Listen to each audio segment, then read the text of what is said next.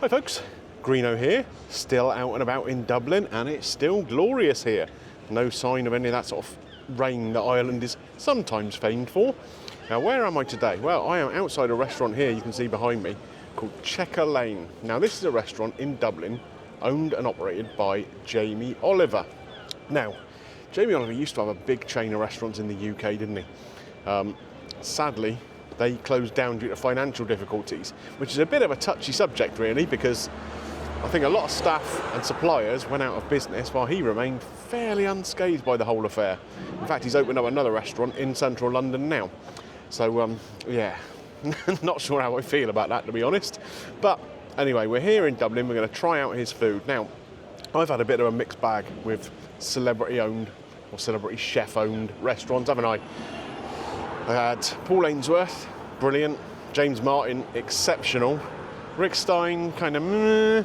And, well, let's not even go there with Gordon Ramsay, shall we? Best we don't talk about that right now. Now, we all know him from the TV, kind of a cheeky chappy, isn't he? And I guess a lot of what he's done throughout his career has been very, very helpful to a lot of people. He does some sort of cheap, quick, easy recipes. He's done good bits in schools and whatever to try and improve the school menus, that sort of thing. But how is he going to be in a restaurant sitting again? We're going to find out, aren't we? Is Jamie Oliver going to get Greeno's green light? Let's go and see.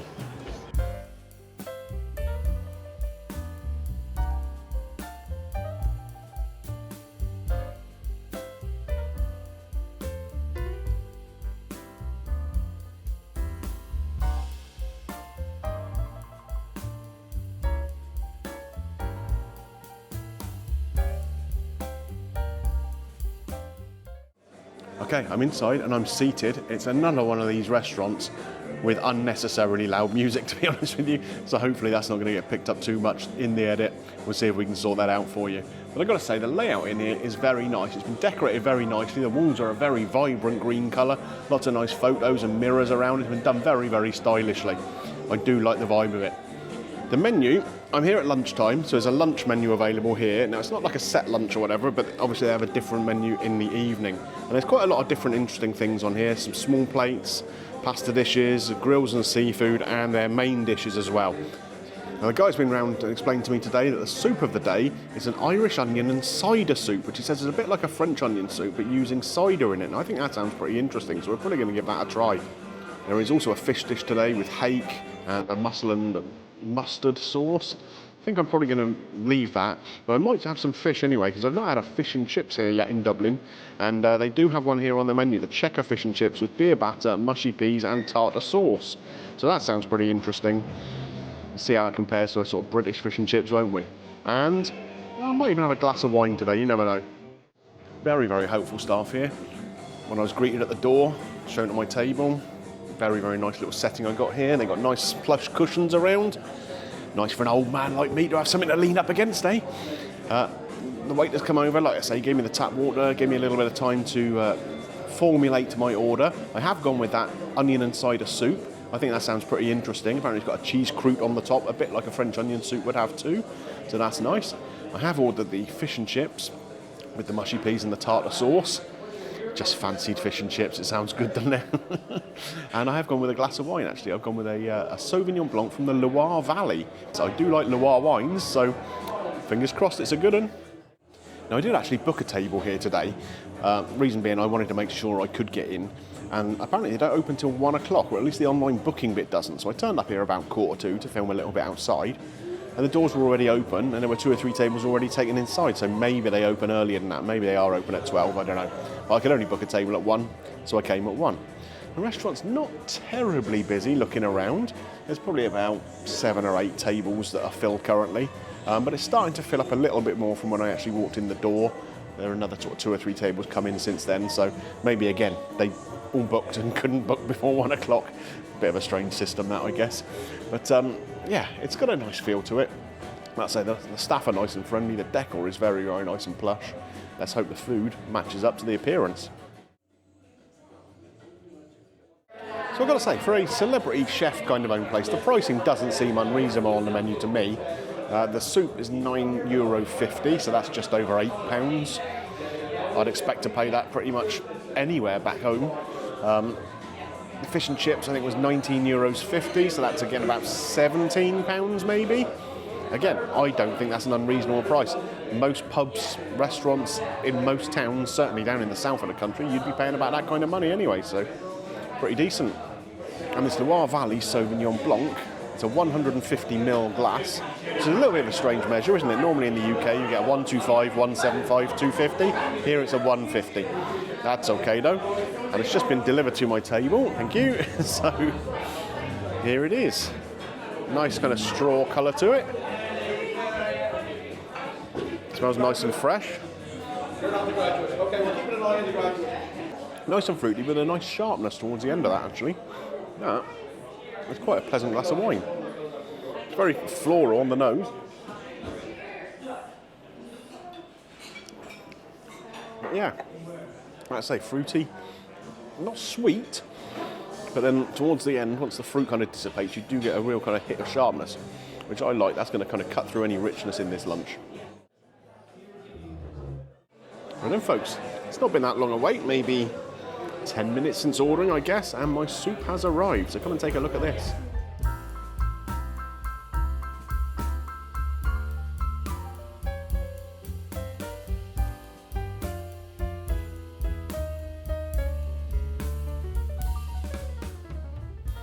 Ready, guys?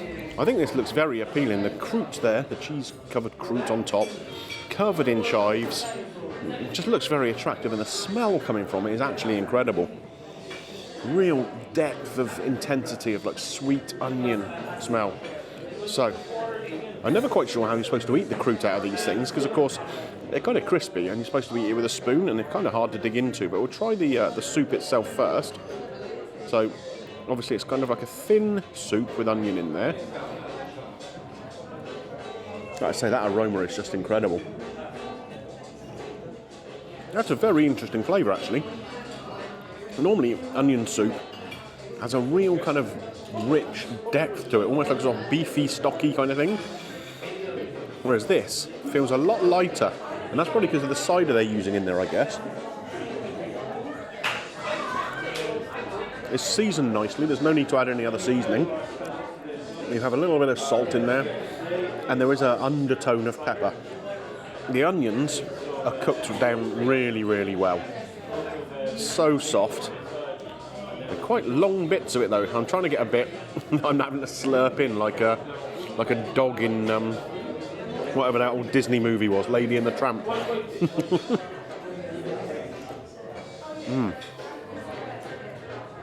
I've got to say, I really, really like that flavour. Let's see if we can get a bit of this croûte. Maybe we can just sort of attack it with the spoon. Now that it's been sat in the soup a little while, it should be softening up a touch. Here we go.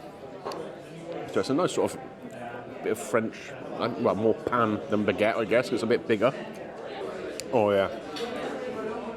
The cheese on there has been grilled nicely, and of course the croûte is now soaked in all that soupy goodness. So you've got the flavour of the soup, a nice nutty flavour of the cheese. It's like a Gruyere, I think. And then a little bit of that herb also, the chive on the top, which of course marries with the onion very nicely, part of the same family. Which is very enjoyable indeed. So the waitress has come and done a check back there, making sure everything is good. Wish me bon appetit, which is very nice. Now I'm going to check, see how the flavour of the soup marries up with the wine here. So, I'll say that soup is delicious. And I think with the cheese and everything that's melting into there now, it's quite a rich kind of flavour now. So again, the sharpness of that wine just helps to cut through that a little bit. It is a very, very good match. Well done, Greeno. You picked a good one. So the soup is completely finished. Absolutely delicious. Trying to relax a little bit. Enjoy the surroundings until the main course comes. I have to say, the restaurant is filling up now.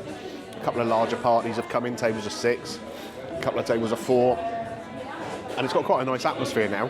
And that music that seemed quite loud and obnoxious when I came in and the restaurant was a bit quieter. It's kind of fading into the background a little bit now because there's a bit more of a hubbub with people chatting and whatever, a bit more atmosphere in the restaurant. it's all the better for it, it has to be said. Right then guys, my fish and chips has been delivered to my table. It looks pretty good, it has to be said. Come and take a closer look yourselves.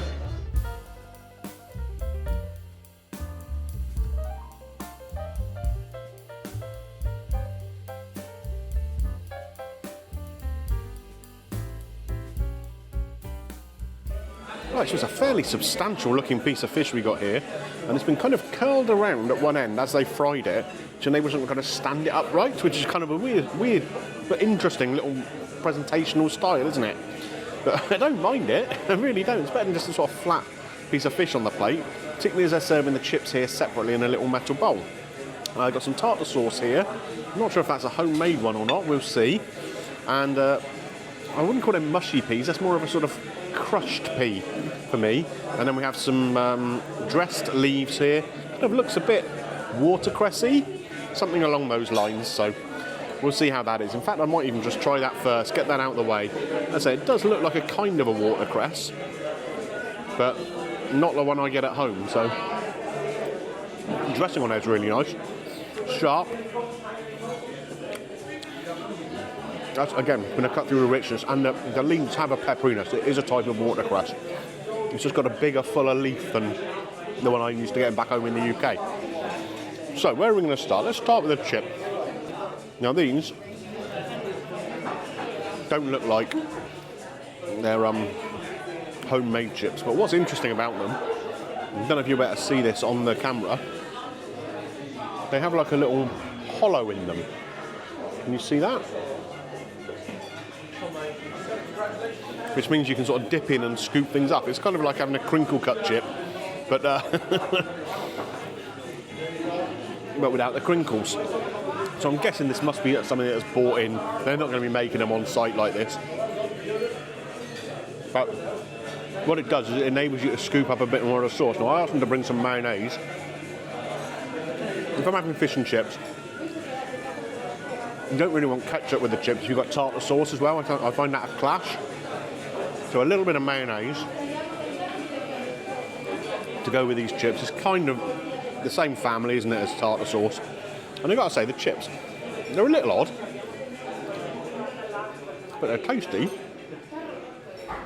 They're kind of like a really good pub frozen chip. But I do like that sort of little hollowed out bit. It means you can get a bit more sauce onto them. That's not bad. We'll try the pea puree next. Like I say, I'm not going to call this mushy peas because mushy peas would be a little runnier than this, in my opinion. I'm not sure if there's anything else in this puree. There's mint in there. That is very tasty. This is going to sound a bit strange, but what that really reminds me of is the macho peas in Nando's, but without the chilli in it. The flavour of them is a really fresh pea flavour. This is why I'm saying it's a crushed pea rather than a mushy pea, because this has been made with like green peas, not the peas you have to soak, the dried peas. This is with your frozen garden peas, cooked up and then crushed down. But I've got to say, that's a real fresh flavour, and the mint in there just helps elevate that freshness. Overall, the accompaniments for the fish, I'm happy with. But how will the fish itself be? So, the batter does seem pretty crispy. I don't know if you can pick that up on the mic if I lean in a little bit. There's a lot of background noise. Having said that, they tempered the music a little bit because of the atmosphere. I think they've turned it up again, so what can you do? So I'm going to cut this fish open and we'll have a look and see how it is inside. So we have got a nice white piece of fish in there. Now I don't know what type of fish it is actually, I'll have to ask. But can you see that? It does look nice. It's not a very thin piece of fish, which sometimes you'll get in places. Particularly if it's a sort of a large piece like this. So, let's cut a little bit off and we'll try it as it is first, and then we'll try it with the tartar sauce on. Oh, come on, cut off the batter there. I mean, that fish, as you can see here, has come out of the batter, so I'll show you. Lovely white flakes of fish there. Let's get this batter and try it all together. Again, another check back there. The staff are very attentive, they're on point. That is a lovely meaty fish. I think it might be hake, because it's nice and sweet. The batter is crispy, but without being overly so. I say nice gnarly bits around the edges, but it's not been cooked so long that it's dried anything out, dried the fish out. Let's try it with this tartar sauce now. So this is a very creamy tartar sauce. It's not lumpy. Now, if you were going to have bits of capers and gherkin in there, you might expect to see some lumps, but maybe they've just kind of pureed that down. We'll see. It does have a bit of sharpness in there and a little pickly kind of touch. So I think there are those sort of gherkin elements in there. I just think it must have just been like whizzed down to make it a smooth sauce. I've got to say the flavour's great though. Really, really tasty. And it marries up with the fish and the batter perfectly well. We've got a little bit of lemon here and a nice touch. I've actually put a little bit of a cover on there so that I'm not going to get pips anywhere when I'm doing this. And there we go. So we'll get a bit of lemon onto the fish as well. That's only going to add to the flavour, isn't it? It's a lovely piece of fish. You can taste how fresh it is. I'm really enjoying that. Like I say, I don't think there's anything on this plate I don't like. Could they have used proper chips? Yeah. Would that have been better? Possibly. But if they're not going to, these are about as good as they're going to get. And I like the way everything on the plate serves a purpose, even the little garnish. The dressing is sharp, the leaves are peppery, and they add to the dish. One thing we do need to try, again, how does the wine work with this? Now, we tried a bit of everything. Now, of course, fish and chips, no matter how you cook it, it's always going to have a fatty, oily taste, isn't it, to an extent. So this, again, being sharp, a bit like with the leaves, the sharpness of the dressing and the pepperiness of the leaves, this should help to cut through some of that.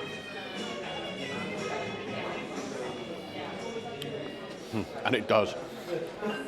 Oh yeah, that is good. I really like that wine.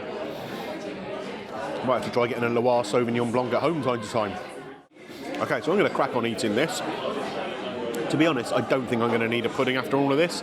I had been thinking about maybe trying one, but that soup, even though it was just a smallish bowl of soup with the croûte in there and whatever, that was substantial enough. And this is a very substantial plate of food, so I think to get a pudding would just be greedy.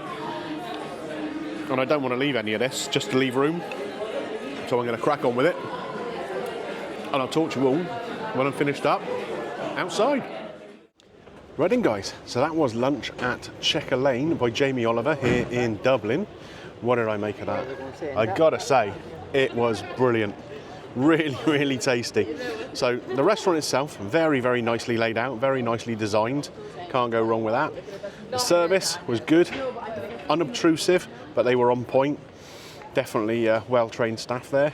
And the food, well, the onion soup that I had was delicious from start to finish. Really, really good. I like the fact that it had the cider in there and it just lightened the dish a little bit compared to your regular French onion soup. And the fish and chips, okay. The chips, they were brought in chips. At least they were a little bit different. You know, they had a little hollow in them so you could scoop stuff up. The fish was very nice. The wine was very nice that went with it all as well. And those crushed peas were, yeah, next level. Really, really tasty. So, let's have a look at this bill before we come up with a score. Where are we on the bill? So, the fish and chips was €19.50. The soup was €9.50. And the glass of wine was €9.50 as well. So overall, €38.50. No service charge added. You did have the option to leave a tip, of course, which I did because the service was good. Yeah, €38.50 overall for that lunch. Now, when you think about that, what's that? About £33 maybe, including a glass of wine? I don't think that's bad at all. I really don't. I mean, you compare that to some of the pricing I've paid recently in other celebrity places, and it seems very, very reasonable indeed, doesn't it? So, a score. I mean, there are a couple of little bits that were slightly off the mark. Like I say, the chips, they could have just made their own chips. And the music in there was, particularly when I went in, was excessively loud. Once the restaurant started to busy up a bit, that kind of dampened down a bit, but they turned it up again. So yeah, that was a bit of a down point. But they're kind of minor things. It's only worth half a point off the score, I think. I think 4.5 out of 5 is a very, very fair score. Now, Jamie Oliver, do you get Greeno's green light? You do. You absolutely do. This was a cracking lunch. Like I say, if you're in Dublin, there are far, far worse places you could pick to go and eat, that's for sure. I heartily recommend coming in here, and I would make a reservation too, because by the time I left, probably about 2 p.m, the restaurant was pretty much full. So it's definitely worth making a reservation, especially if you want to come in on a weekend or something like that. I'm here on a weekday, and it's still busy. Okay then folks, so if you enjoyed this video, here in Dublin, looking at Jamie Oliver's restaurant here called Chequer Lane, and don't forget, click a thumbs up for me, it does help with the channel. And if you've really enjoyed it and want to see more, want to consider subscribing, and you can always ding your bell for notifications, and that way YouTube will tell you when the next video comes up. Right, where to next? You'll have to wait and see till the next video, won't you? I'll see you then.